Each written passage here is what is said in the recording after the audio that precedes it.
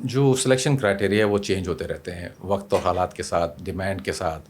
Government policies کو change کرتی رہتی ہے تاکہ وہ سوٹیبل امیگرینٹس لیتی رہے. تو اس زمانے میں ڈفرینٹ تھا سلیکشن کرائٹیریا، لیکن جو بیسک سلیکشن کرائٹیریا ہے وہ ابھی بھی سیم ہے.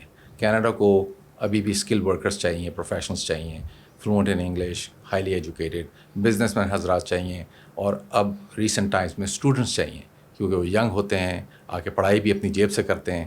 اس کے بعد وہ ان کو فیسیلیٹیٹ بھی کر دیتے ہیں کہ آپ یہاں پہ رہ جائیے، ورک پرمٹ پہ امیگریشن بھی لے لیجئے. تو چیزیں کافی چینج ہوئی ہیں ریسنٹ ٹائمز میں. جیسے جیسے وقت آگے بڑھ رہا ہے، کینیڈا کی ڈیمانڈ بڑھ رہی ہے، تو ان کا جو سلیکشن ہے وہ بھی کافی چوزی اینڈ پکی ہو گیا ہے. تو اس حساب سے لیکن بہت سارے لوگ کوالیفائی کرتے ہیں. 4.5 لاکھ افراد ایوریج ان کو چاہیے ہوتے ہیں سالانہ. وہ کوٹا سالانہ، اور وہ کوٹا ہمیشہ پورا ہو جاتا ہے، ابو اینڈ بیونڈ ہی جاتا ہے. ان میں پاکستانی کتنا جاتا ہے؟ 4.5 پاکستانیز لاکھ کا تعلق، پاکستانیز کا کنٹریبیوشن تقریباً 3% ہوتا ہے اس کے اندر. بہت کم ہے، تو بہت کم ہے. اگر اس کا موازنہ آپ پر کیپیٹا کریں، یعنی جتنے لوگ خواہش مند ہیں، آبادی تو ہمارے ملک کی بہت زیادہ ہے، لیکن پھر بھی اگر اس کا موازنہ آپ انڈیا سے کریں یا چائنا سے کریں تو وہاں سے تو بیشتر لوگ جا رہے ہیں. لیکن جو آبادی کا تناسب سے دیکھا جائے تو ہم کافی سارے جا رہے ہیں. اور ایک زمانے میں ہم 4تھے نمبر پہ، 5ویں نمبر پہ بھی رہے ہیں. اس وقت ہم شاید 8ویں نمبر پہ ہیں، کیونکہ کچھ کنٹریز میں سے کینیڈا نے ریفیوجیز بھی لیے ہیں. افغانستان ہو گیا، سیریا ہو گیا، تو وہ اوپر چلی گئی ہیں. اور کچھ کنٹریز آگے بڑھی بھی ہیں، جیسے نائجیریا ہو گیا، ان کی طرف سے، یا فلپین ہمیشہ سے رہا ہے لسٹ. بہت پاپولیٹڈ کنٹریز ہیں نائجیریا اور فلپینس. ایگزیکٹلی. تو اگر آپ سلیکشن کرائٹیریا پورا کر رہے ہیں as a skill worker student, تو اس سے قطع نظر کہ آپ کا تعلق کس کنٹری سے، کینیڈا کو لوگ چاہیے. وہ اس تناسب سے نہیں دیکھتے کہ آپ پاکستانی ہیں تو آپ کو 3% پہ رکھنا ہے اور کسی کو کس پہ. اگر آپ میٹ کرتے ہیں تو پھر آپ کہیں سے بھی آ رہے ہوں XYZ کنٹری سے، آپ کو وہ کنسیڈر کریں گے. Very good point, very good point. ہمارے یہاں تو اکثر یہی بولا جاتا ہے نا، بھائی نہیں یار ہم تو پاکستانی ہیں، ہمارا نہیں ہوگا.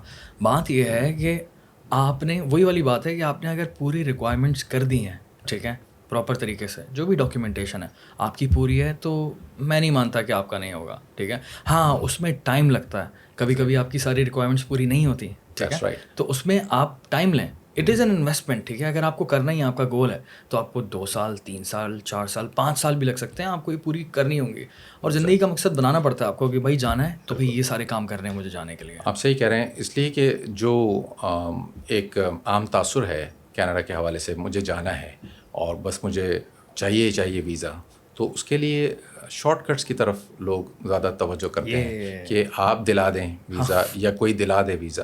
حالانکہ اگر وہ تھوڑا سا ریسرچ کر لیں اور مطالعہ کر لیں گورنمنٹ کی ویب سائٹ کا، پہلے اپنے آپ کو ٹرین کر کے کہ مجھے یہ کیٹیگری فٹ بیٹھ رہی ہے. کبھی کبھار ایک سے زائد کیٹیگری میں بھی آپ کوالیفائی کر رہے ہوتے ہیں، تو آپ ڈیسائیڈ نہیں کر پاتے ہیں کہ کون سی والی لے لوں. تو اگر آپ کو آگاہی ہوگی تو آپ کو آسانی ہوگی. جہاں آپ نے دیکھا کہ میں اپنی سی کوشش کے باوجود کسی بھی کیٹیگری میں کوالیفائی نہیں کر رہا ہوں، تو وہاں پر اپنے آپ کو آپ نے روکنا ہوتا ہے کہ ٹھیک ہے، حقیقت کو تسلیم کرنا ضروری ہے. میں سلیکشن کرائٹیریا پہ پورا نہیں اتر رہا، تو بائی ہک اور بائی کروک تو مجھے جانا نہیں ہے، نہیں جانا چاہیے. اس لیے کہ آپ کوئی بھی الیگل کام کریں، کوئی ڈاکیومنٹ لگائیں صرف کوالیفائی کرنے کے لیے، تو اٹس ناٹ ورتھ اٹ.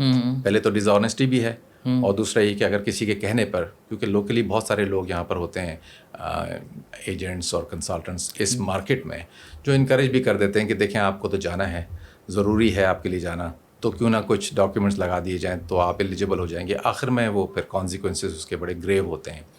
تو لوگ کیونکہ جاننا نہیں چاہتے، وہ صرف ویزا چاہتے ہیں، تو وہاں پر ان کو نقصان اٹھانا پڑتا ہے.